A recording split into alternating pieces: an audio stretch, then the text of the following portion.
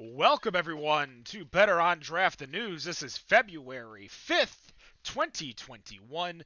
If you are listening live, you are at betterondraft.tv, facebook.com/betterondraft, youtube.com/betterondraft, or twitch.tv/bod podcast. You can join us each and every week live in the chat. Talk with us. Talk about the news with us. Maybe if you have a good point, we will bring it up in the conversation itself. But thank you all for joining us. With that in mind, I am going to play it. Rob, you're not going to hear it, but here is Robert with the beer news.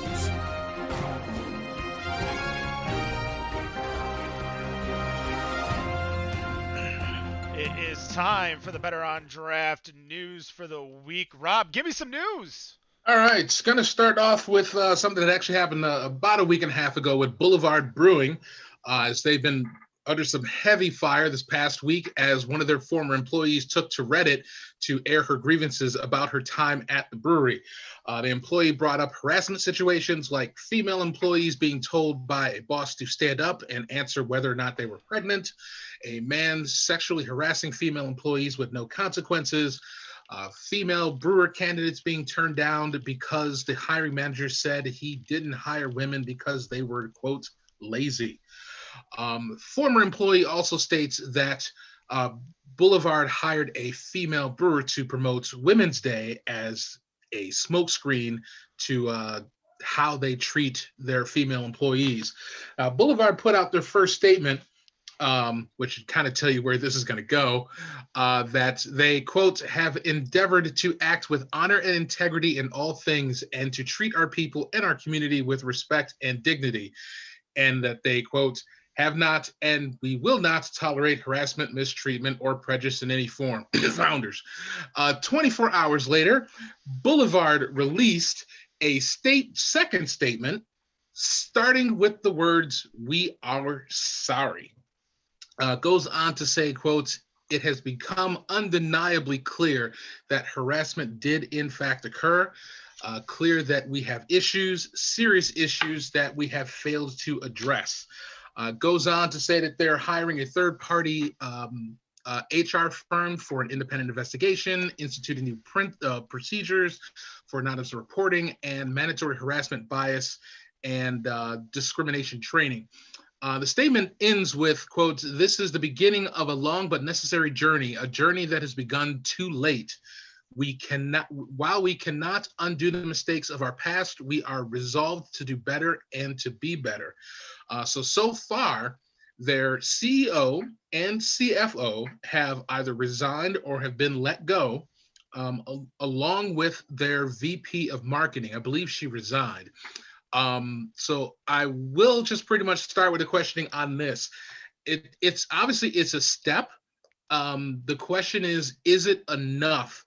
And obviously for those who are deeply familiar with this and are victims, would probably say it probably is never going to be enough. And people are still going to boycott and stop drinking their beer, obviously because there's a lot of choices out there. But at what point, I guess, one, is it enough? And is there a point where forgiveness comes in? Wendy, it's yours. Jump in there. Go to the woman. I'm going to jump in there and say, yes, I do believe there is a point where forgiveness comes in. What Boulevard did in their second statement is something that I think a lot of people have been looking for founders to do. And message. Admitting that you're wrong and putting steps in place to change that is a big, huge step forward that I think a lot of people will pay attention to. The fact that they have a female brewer makes you want to, as a woman, makes you want to support her and see if there's a way that they can change. But at the same time, it's also really hard to support something that they knew what was going on. They put out that first statement knowing that this was happening. This wasn't a shock to them. Right. That is a little bit of the problem that I think I have, is that it only took 24 hours for them to come up with a statement that basically admitted the wrongdoing that was happening. Now, and as you say that, this is something that we've been waiting for another certain brewery to be able to do that. But obviously with the settlement and everything, that they don't have to at this point because they've already settled, and for them it's a closed book, and they're not going to step into that any further. So, Ken, your thoughts? I mean, that culture does not happen overnight. Uh, those things do not happen just like all at once. Like there is a lot of concerns that I don't know if staff were not speaking up, because that is also in a world where we're in COVID right now, and if you want to be trying to find a job during COVID like I did, it ain't fun. Um, so some people might have just stepped back, some people might not have answered, some people might have just been quiet.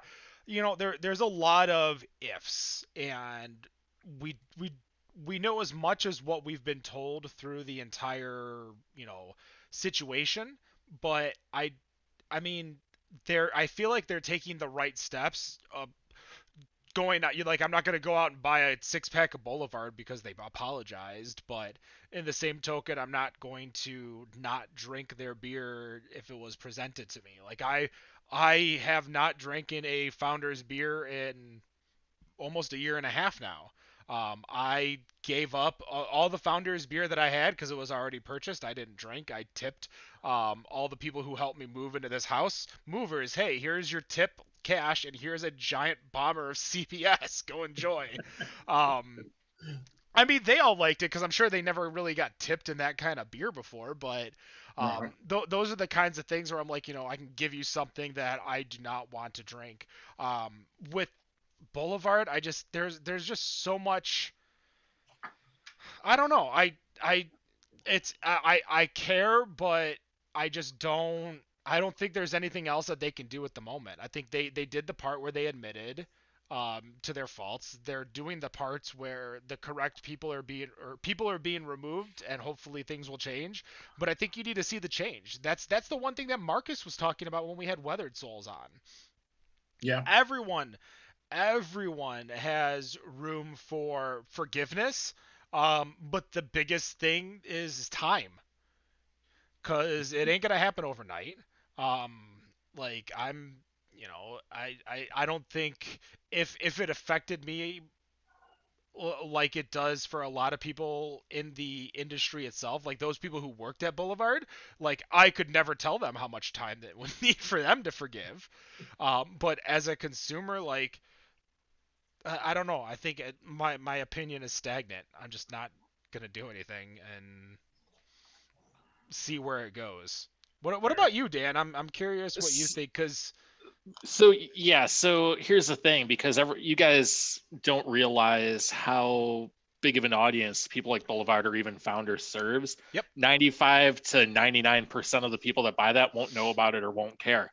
I mean, I watched someone buy a 12-pack of Steep Drop earlier while I was at the store, and you were drinking one 2 weeks ago, Ken. So people aren't going to stop drinking their beer just because of this. I mean, I can tell you, if Founders flies off the shelves here, there's no difference because of something that happened back in Michigan, 2,000 miles away. No one cares. They're going to buy the beer. They're going to enjoy it because they love it. It's just not going to make any type of difference as far as beer sales goes. And that's not a. I don't know if it's necessarily trying to make a point, but a personal decision to partake in the beer. I think And that's fair. more. That's absolutely fair. But I think a lot of people, especially with this whole cancel culture crap that goes on, are expecting it to be like, oh, they're going to go out of business. We're going to buy it.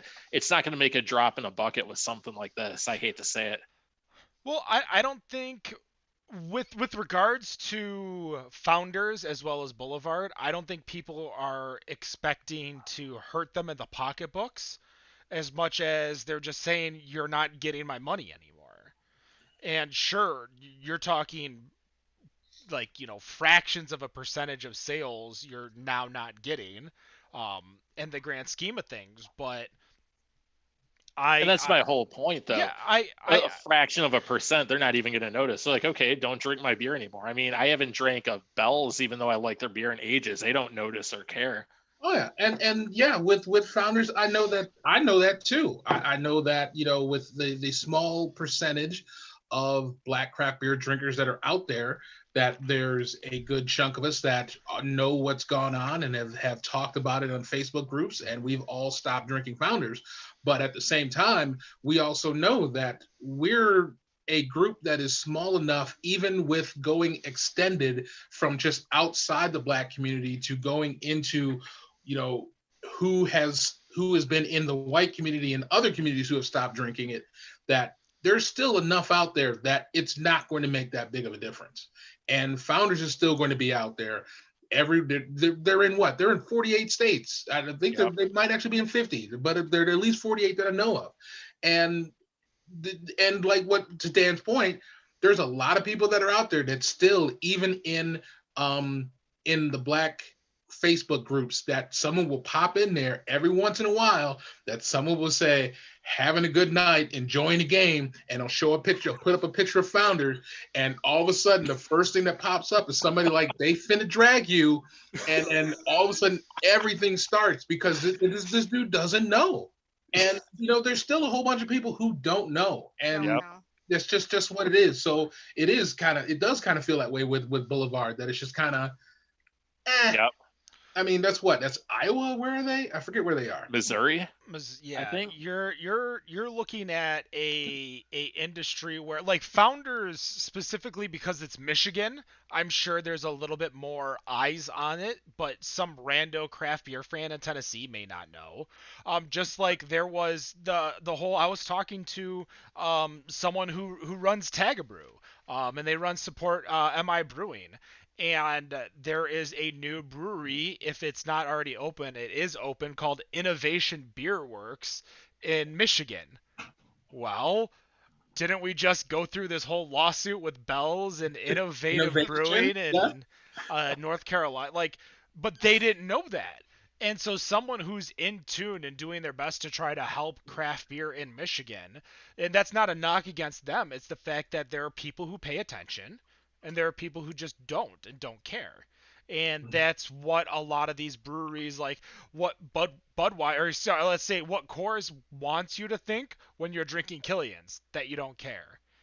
And that's what these other breweries, they're like, not enough people are going to care for us to do anything but chain or, make changes. Now, Boulevard made a lot of changes. If you're talking 2 C-levels and VP of marketing getting out there, that's a lot different than let's settle and not talk about it again. So those are one of that, somebody fucked up for that kind of thing to happen. And then you don't need a C-level because we saw it with Boulevard. All they got to do is literally look at, Boulevard, it ain't happening it ain't happening at Founders. It ain't going to happen here at Boulevard. We don't care. But they do, and that's a difference. And that's a fair difference to understand. You don't need to, again, go buy Boulevard tomorrow, but I feel like they're making the right ways to where people who do feel affected by it and do care about the situation will, in fact, go buy their beer here before the end of the year. Speaking of beer, yes, and speaking of beer that isn't Boulevard, assuming, I am finishing this Bourbon Barrel Grand Reserve from Parrish. This is the barley wine ale, and I am going to move on before the end of the show. To the hold on, we got it over here. The Sacred Islands. Oh no. The Rum Belgian style quad. This was the as I told you guys, the Kentax for getting beer from Parrish. This was the Kentax. You're gonna crack that next? Yeah. I need to. Okay. All right. After the barley wine, huh? Yeah, why not? Let's get it. So next week, apparently. I mean, I bet if you guys noticed, my entire back wall of beer is gone. Like, I've been hitting that cellar that I had. So the only things that are left that aren't in my fridge is the Dragon's Milk, whiskey. Don't drink my bourbon, Ken. No, I still have yours with the glasses. And I've got, I don't know if you can see the white waxed Draft table. Malo. Malo. So are you You making should up crack for that dry right now. January or what? What's that? Are you making up for dry January or what? I mean, it was definitely a damp January for me this year. Ken, crack that mallow right you now. can see, again, if you guys are watching on the video, you can watch it above, and you can see all the new stickers that I get every week by looking at my refrigerator. But all those hop teas that I've got over there, those are different style hop teas. Because if you look, there's boxes of hop teas right there, boxes of hop teas down there. So I'm sticking with slowing down. Tea, folks. Slowing down on the booze for sure. But I need to finish my beer before I can slow down, because if I don't, then I'm going to keep buying it and accumulating and then never drinking that stuff. So what are you guys drinking? That was a long time. You guys are making fun of me for going from big beer to big beer. So I'm sticking with the City Built theme this week. It was one of the breweries that I hit on our mini beer tour using the Michigan Brewery Map app. Is that Michigan Did I Brewery say Map that app, right? the MBMA. all right? So I have an 8-hour stout, which is I believe it's the Oreo cookie one. It's fantastic. I can't say enough about they have a 3-hour stout, an 8-hour stout, and a 13-hour stout. Fantastic. Check them out. And once I finish that, I'm going to go to the Rolly on my wrist. Ooh. Which is the City Built version. Over here, Ascension did their version, so I'm gonna check them out together and see how it goes. Nice. Rob, what are you drinking? I am drinking, and actually, just as a side note, I'm kind of feeling like we shouldn't call it the MBMA because it sounds too close to Molly. So that's why do you think I've been saying MBMA? It's a little close. I'm still sticking with the I still have some of the Punchki Day vodka that I'm sipping here, which I am recommending for people who get bottles of this. Keep it room temp. Do not drink this cold. You will not. I mean, like, if you are okay with vodka forward and then having the Punchki flavors, drink it cold. If you want to taste the dough, the glaze, that butter, the raspberry, and you want that forward with the vodka in the back end, keep it room temp. Don't mess with this. So I'm drinking that, and I just cracked open a New Glarus Wisconsin Belgian Red. So Dan, out in Arizona, what do you got? I actually went from the bacon and eggs imperial coffee porter to my own coffee porter that I just bottled on Sunday. It's actually pretty damn good. I'm kind of impressed. Dan stroking his own ego over here. Little Rob, give us another news article. all right, some sad news for those of us who are in the state of Michigan, because the beer buying app that is Tavor had its day in the sun, and it is now faded into night. Customers started receiving emails this past week notifying them that they can no longer be delivering to the state. As of today, the app no longer shows any beer. What I'm seeing is that basically it just shows that operations are suspended. People had been getting emails this week. I hadn't gotten one, but then just suddenly it just started showing that it was suspended. So what started the delivery here, at least from what I understood, from what I'm understanding, is that there was a 2016 law that allowed in-state retailers to ship alcohol directly to consumers, but that it didn't extend the practice to retailers outside of Michigan. I think the way Tavor got around this is that they weren't shipping to the consumer, but they were shipping to a courier business who would then deliver it to your doorstep from Michigan to Michigan, therefore kind of going around the law. Done. It was pretty much argued in court that retailers would be undercut by out-of-state rivals who could avoid the state's three-tier distribution system, and a Detroit federal judge disagreed. However, an appeal to the U.S. Sixth Circuit Court of Appeals saw otherwise, and they struck down the law. Now, Lebemoff Enterprises, which operates the Cap and Cork in Indiana, attempted to appeal to the U.S. Supreme Court, but the Supreme Court denied the appeal.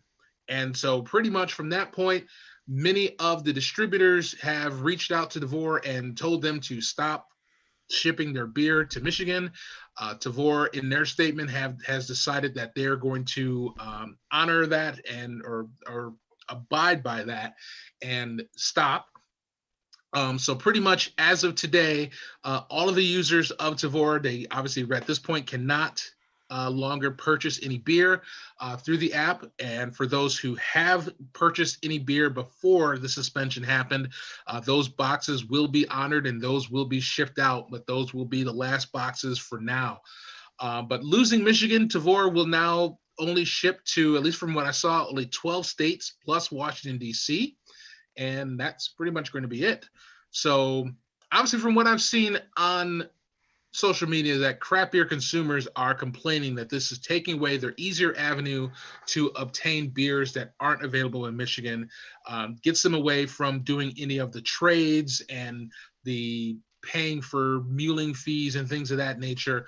But obviously from the distributor side, I would imagine they would say that businesses like this severely undercut their ability to sell beer to the stores, who then obviously sell it to us, the consumer. And I mean, especially when we're in a time where a lot of us are buying beer, whether it be at the store or through the app. So I'm curious, just for companies like Tavor, Beer Box. I know there's a couple other ones that are out there. Should they be allowed to fight for a share of this craft business? And if so, is there a way to do it without disrupting the 3-tier system? Before we all go through and answer that question, to the people who are chatting, apparently my camera was way too high and they only saw the top of my head, so they're referencing me as Wilson from Home Improvement. That's awesome. Andrew Parr says, "Isn't Boulevard owned by Duval?" I don't know. Yes, they are. So yes. So maybe Duval had a meaning in that. Maybe they put the smackdown. Zappy86 on Twitch says that they just brewed a 21-hour stout. Is this how long they boil it for? Oh. I don't know the answer to that question, but I'm assuming I don't know, but I would love to have City Build on here to answer those questions. Zappy86 is from Two Guys. I mean, and then that has to be a boil, because I mean, a 120 minute is a 2 hour boil. Yeah, that's true. And then Tito, who has been listening to our show many weeks in a row, is drinking a Black is Beautiful from New Holland. Nice. So Tavor, how they got away with it for as long as they did, I have no idea. It looks like the promo code Robert will no longer work. Maybe we'll reach out. Dan, you know what? They still sell to Arizona. They do not. They actually got shut down by the secretary, or not the secretary of state, the attorney general about 2.5 years ago. Oh, so that's not a thing. I noticed that on some of the information. They do not deliver here. I guess that's 11. That's weird. Yeah. I guess I was misinformed. No, their information still says Arizona, but it got shut down. We're in the same situation as you. They allow beer delivery here, or beer shipping, but it has to be within state. It can't come from out of state. If it is, it's not allowed. I mean, the good thing is that you at least have that. I mean, we don't have. So you can't ship beer within the state or deliver it? No. Wow. They can deliver it. It depends on, like, you can get some deliveries. Yeah, there's some delivery, right. Shout out to, Ferndale Project and Peddler, and then them being able to deliver their beer, but they still have to deliver it in a company-owned car and everything like that. Oh, wow. Okay. Yeah, as far as shipping it in a box, no. No, you can't ship it through a courier. These archaic laws. It's sad that we have 50 different states with 50 different sets of laws that kind of throw this into a fucking tizzy. It's kind of stupid. Yeah, and then when you have a company like Tavor have to try to fight in each and every state, different people, different, mentalities, theories, thoughts, and laws, like trying to figure all that out. For me, like, I don't know how, and I would love to get, Turf or Oath Distribution involved to chat about it. Because, again, I've always felt the 3-tier system forced is not good. but the 3-tier system is good because the process itself allows for smaller breweries to get distribution where they don't have access to. For instance, your Barrel and Beam, who was self-distributing until like a year ago, which is ridiculous because they're up in the UP. So when a distributor like M4, like Oath, come into the game, like these are the people that are helping you and getting the beer to the people. So I don't want to assume, but I would think that those two distributors would be all for it, because if you see a huge sale, like if Tavor, for instance, let's use Parish Brewing, last week's guest, Parish Brewing. If Parish is seeing a huge order from Michigan, from Tavor, they're going to be like, ooh, maybe we should distribute in Michigan because people might start buying it. Like the Tavor is going to be needed within the industry to be able to allow for breweries to test markets without having to do anything ridiculous, or Agree. invest a lot of money. Like Alpina, I know Austin Brothers does Tavor, or did Tavor. Um, They still can, just I'm go to the other states, obviously. Yeah, but at that point, if when Austin Brothers is looking to expand to a second or third state, they could be like, oh, I wonder. I'm assuming Tavor gives them this information because there's hopefully no reason not to. But I can go to Tavor and be like, oh wow, I made a lot of business in Minnesota. Maybe I just skip over Wisconsin and go right to Minnesota because Minnesota really wants our beer. Um, Mhm. so those are the If they don't, things. they should. Oh, 100%, because I still think no matter what, like you're not going to stop selling on Tavor if you get Minnesota in distribution. You're going to be like, all right, let's see where else. Right. Um, so I mean I feel it's the big houses, the blue houses and the red houses are like, hey, we don't want this shit in there. Um, but that's Yeah, that's how I feel. I don't know. It's just it's very weird. um I don't know, it's annoying to me because I like to be able to have my options and be able to not have to deal with secondary markets of getting things like getting stuff like from Parish, getting Ghost in the Machine. I mean, to be able to, yeah, there's a little bit of a markup from getting it from Tavor, and some people would complain about it, but it certainly wasn't any worse than going into a social media page and trying to get it, and somebody is charging you $40 for a 4-pack plus shipping. I mean, where I could get it this way. And that's the thing that we're gonna miss. Now, obviously, some people have said that they're not going to miss spending $300 on beer every month, which I guess there needs to be a It's little bit more self It control. happens more But often than and not. yeah, it happens. It has happened. It, But Tavor's a you know lot it does. easier. Tavor's a lot easier when you're not an IPA fan. So I I ordered Uber, or not Uber, through DoorDash or whatever today for lunch at work. Me and the girl at work ordered.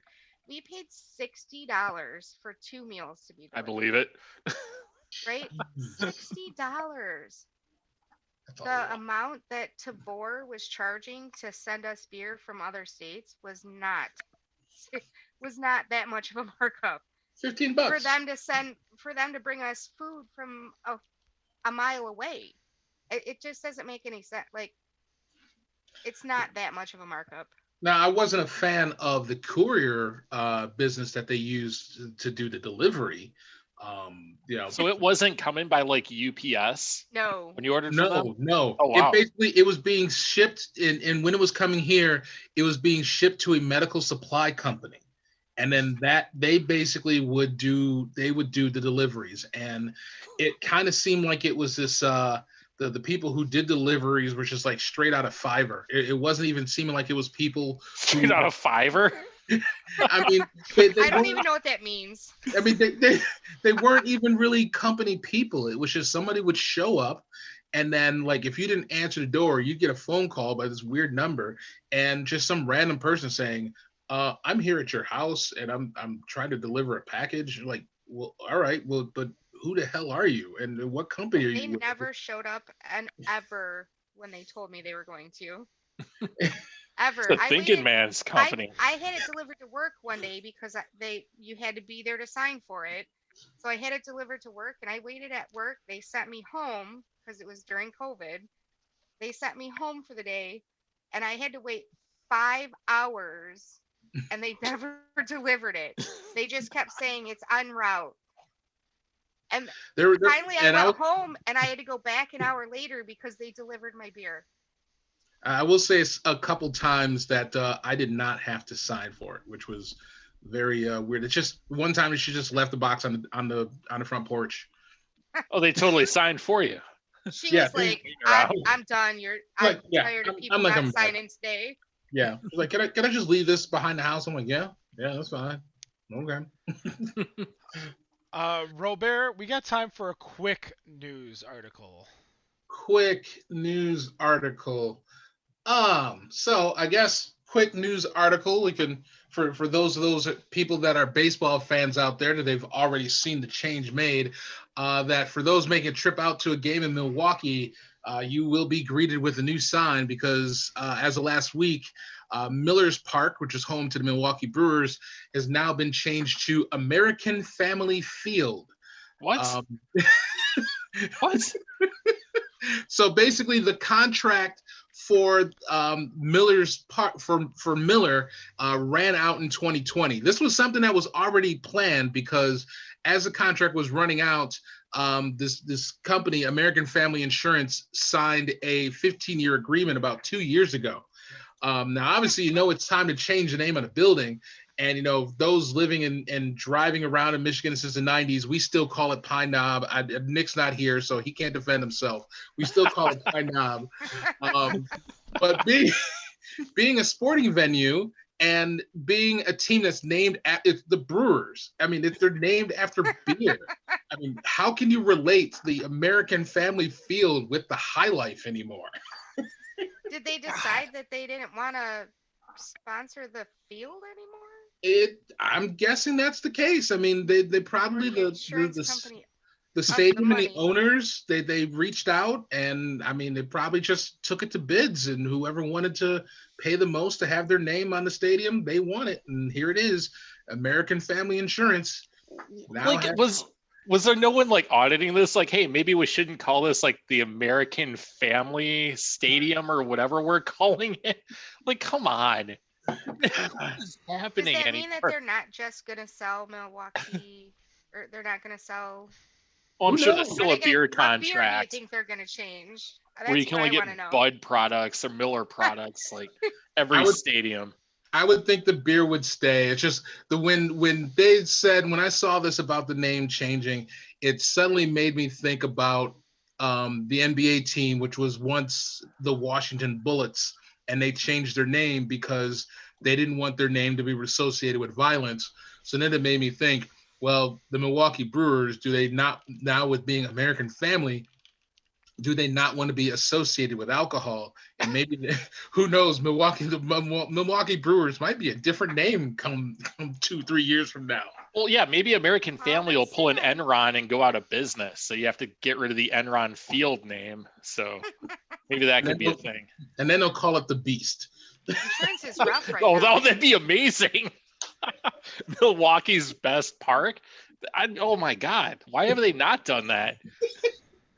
Because those cans are 30 cents a piece. I guess it'd have to be in Milwaukee too. You couldn't roll down to Cleveland and rename the stadium to Milwaukee's best park. I mean, I feel like Michigan for a long time did not have the sponsored arenas until recently in comparison to these other cities. Because I mean, until Ford Field it was the Silver Dome, and until Little Caesars Arena it was the Palace, and until Joe Louis Arena, or until Little Caesars Arena again it was Joe Louis, and until Comerica it was Tiger Stadium. I mean, all those parks have been built in the last 21 years.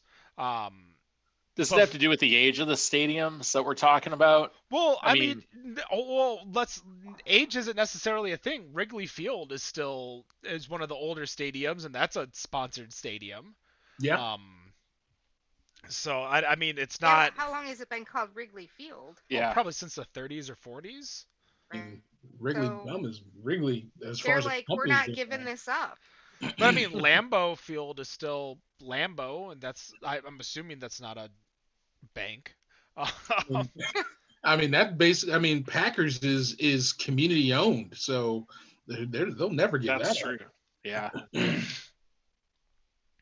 I don't know. We up. got That's all I know about that.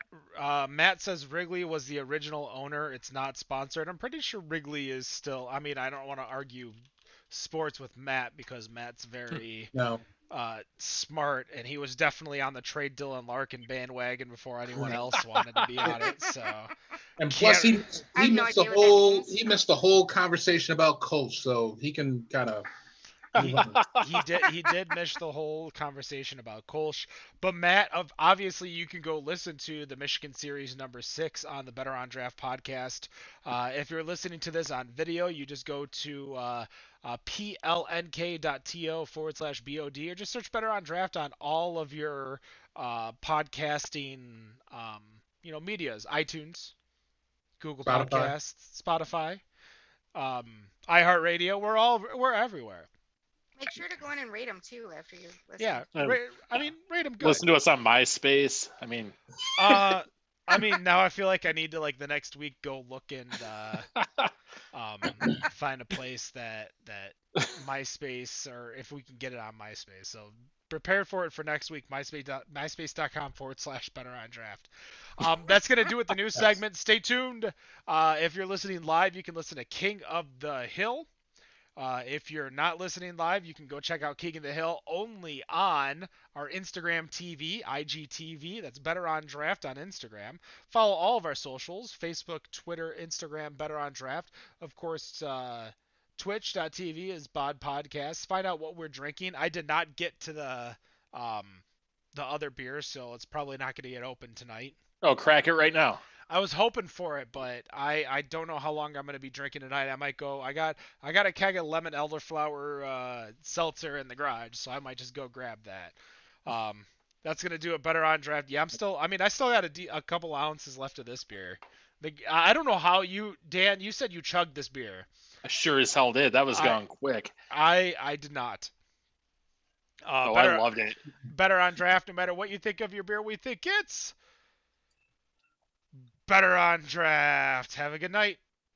Peace. Also, before we go, yes, so Wrigley acquired the Cubs in 1921, but they named the field 6 years later to Wrigley Field. So they bought the Cubs and named it after themselves.